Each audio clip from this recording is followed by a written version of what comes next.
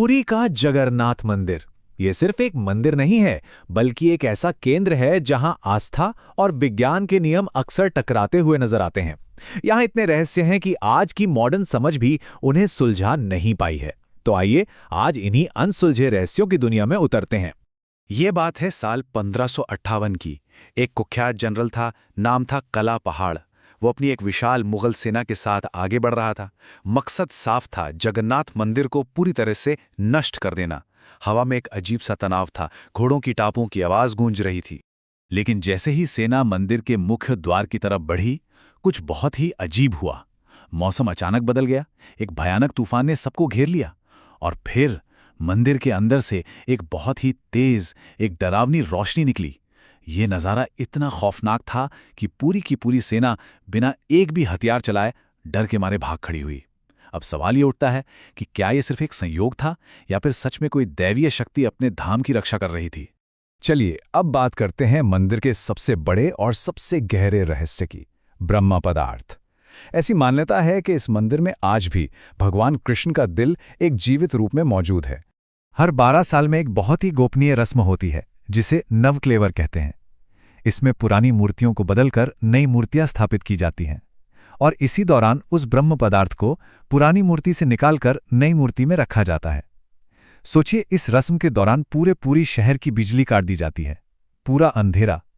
जो मुख्य पुजारी ये काम करता है उसकी आंखों पर पट्टी बंदी होती है और हाथों पर मोटे कपड़े लपेट दिए जाते हैं ताकि वो उसे न देख सके न महसूस कर सके। कहते हैं कि जो भी इसे देख लेता है उसकी या तो मौत हो जाती है या वो पागल हो जाता है। ये सिर्फ कोई सुनी सुनाई बात नहीं है। 2015 में जब ये रस्म हो रही थी तो एक पुजारी से गलती हो गई। उसने अनजाने में उस ब्रह्म पदार्थ को छू लिया। बताते हैं कि वो पुजारी वहीं बेहोश हो गया और जब उसे होश आया तो उसकी दिमागी हालत पूरी तरह से बिगड़ चुकी थी। वो कभी पहले जैसा नहीं हो पाया। वाकई ये घटना इस रहस्य को और भी गहरा कर देती है। तो आखिर ये ब्रह्म पदार्थ है क्या?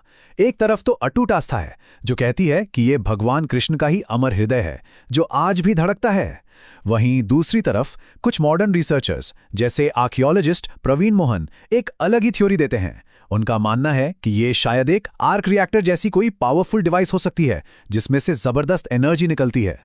खैर, ब्रह्म पदार्थ का रहस्य तो अपनी जगह है, पर इस मंदिर में और भी कई ऐसी अजीब चीजें होती हैं जो हमारे लॉजिक और साइंस को सीधी सीधी चुनौती देती हैं। अब इसे ही देखिए। पुरी एक समुद्री तट पर है, तो दिन के समय हवा हमेशा समुद्र से जमीन की तरफ चलती है। ये एक सामान्य सा नियम है। लेकिन मंदिर के शिखर पर जो झंडा लगा है वो हमेशा हवा से उल्टी दिशा में लहराता है, यानी जमीन से समुद्र की ओर। ऐसा कैसे हो सकता है? इसका कोई भी वैज्ञानिक जवाब आज तक नहीं मिला है। चलिए अब मंदिर की रसोई की तरफ चलते हैं। यहां का एक बहुत बड़ा रहस्य जुड़ा है, नंबर 7 से। मंदिर की रसोई में प्रसाद पकाने के लिए मिट्टी के 7 बर्तनों को एक के ऊपर एक ऐसे पिरामिड की तरह रखा जाता है।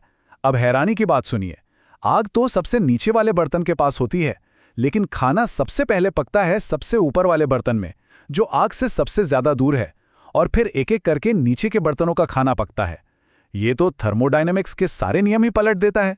और बात सिर्फ इतनी ही नहीं है, ये दुनिया की सबसे बड़ी रसोई मानी जाती है, जहां रोजाना 2 लाख लोगों तक के लिए महाप्रसाद बनता है। और चमत्कार ये है कि प्रसाद कभी कम नहीं पड़ता और ना ही कभी बर्बाद होता है। कहते हैं कि भक्तों की संख्या चाहे कितनी भी हो, प्रसाद कभी कम नहीं पड़ता। और इतनी बड़ी रसोई होने के बावजूद यहाँ ना मक्खियाँ होती हैं, ना कोई खराब गंध। जब मंदिर में दाखिल होते हैं तो मुख्य दरवाजे पर 22 सीढ़ियां हैं। इन्हें बैसी पहाचा कहते हैं। इन्हीं सीढ़ियों को पार करके गर्भगृह तक पहुंचा जाता है। लेकिन इन 22 में से एक सीढ़ी ऐसी है, तीसरी सीढ़ी, जिस पर पैर रखना पूरी तरह से मना है। क्यों मना है? क्योंकि इस तीसरी सीढ़ी को यमशिला कहा जाता है, यानी मृत्यु के देवता यम की सीढ़ी। कहानी यह है कि यमराज के अनुरोध पर भगवान जगन्नाथ ने उन्हें इस सीढ़ी पर जगह दी थी, और ऐसा माना जाता है कि जो भी इस पर पैर रख देता है उसके जीवन भर के सारे पुण्य खत्म हो जाते हैं और उसे सीधे यमलोक जाना पड़ता है। मंदिर की ये सभी रहस्य कहीं ना कहीं इसके बनने की कहानी से जुड़े हुए हैं, और माना तो ये भी जाता है कि इस मंदिर को किसी इंसान ने नहीं बल्कि खुद देवताओं ने बनाया था। ये कहानी लगभग 5000 साल पुरानी है। जब भगवान कृष्ण ने अपना देह त्याग दिया तो उनका शरीर तो पंचतत्व में मिल गया, पर उनका हृदय वो धड़कता रहा। उसी हृदय को यानी ब्रह्म पदार्थ को समुद्र में बहा दिया गया, जो बहते बहते उड़ीसा के तट पर आ लगा। बाद में राजा इंद्रद्युम्न को सपने में भगवान विष्णु ने आदेश दिया कि वो इस रैलिक के लिए एक भव्य मंदिर बनाए। मूर्तियां बनाने के लिए खुद देवताओं के आर्किटेक्ट विश्वकर्मा एक बूढ़े बड़ई का रूप धरकर आए। उन्होंने एक शर्त रखी कि वो 21 दिन तक एक बंद कमरे में काम करेंगे और दरवाजा कोई नहीं खोलेगा। लेकिन 15वें दिन ही दरवाजा खोल दिया गया और सामने भगवान जगन्नाथ, बलभद्र और सुभद्रा की ये अधूरी मूर्तियां थीं, जिनके अंदर वो ब्रह्म पदार्थ स्थापित था। मंदिर का सिर्फ अतीत ही नहीं बल्कि इसका भविष्य भी रहस्यमयी माना जाता है, और इसका जिक्र मिलता है एक पवित्र ग्रंथ में जिसका नाम है भविष्यमालिका। जरा सोचिए, लगभग 500 साल पहले लिखे गए इस ग्रंथ में कुछ ऐसी लाइनें हैं जो आज के दौर में बहुत सटीक लगती हैं। इसमें लिखा है, एक बड़ा रोग फैलेगा, लोग घरों में बंद हो जाएंगे, बाहर नहीं निकलेंगे। कई लोग इसे कोविड-19 महामारी और लॉकडाउन की एक साफ भविष्यवाणी मानते हैं। और ये अकेली भविष्यवाणी नहीं है। इसी ग्रंथ में लिखा था कि एक बड़े तूफान से मंदिर का नील चक्र झुक जाएगा, और ठीक ऐसा ही हुआ 2019 में आए चक्रवात फानी के दौरान। ये भी लिखा था कि मंदिर के झंडे में आग लगेगी, और मार्च 2020 में एक अजीब हादसे में ऐसा भी हुआ। यहां तक कि इसमें यह भी लिखा था कि अंग्रेज रथ यात्रा को रोकने की कोशिश करेंगे, जो उन्होंने 1800 के दशक में किया भी था। तो जगन्नाथ मंदिर वाकई एक ऐसी जगह है जहां आकर तर्क और विश्वास के बीच की जो लकीर है वो बहुत धुंधली सी पड़ जाती है। और जाते जाते एक और अद्भुत रहस्य, मंदिर के शिखर पर एक सुदर्शन चक्र लगा है। आप शहर में किसी भी कोने में किसी भी जगह खड़े हो जाएं, वो चक्र आपको हमेशा ऐसा ही दिखेगा जैसे उसका मुंह आपकी ही तरफ हो। अब ये प्राचीन इंजीनियरिंग का कोई कमाल है या फिर भगवान की दिव्य दृष्टि जो हर किसी पर बनी रहती है?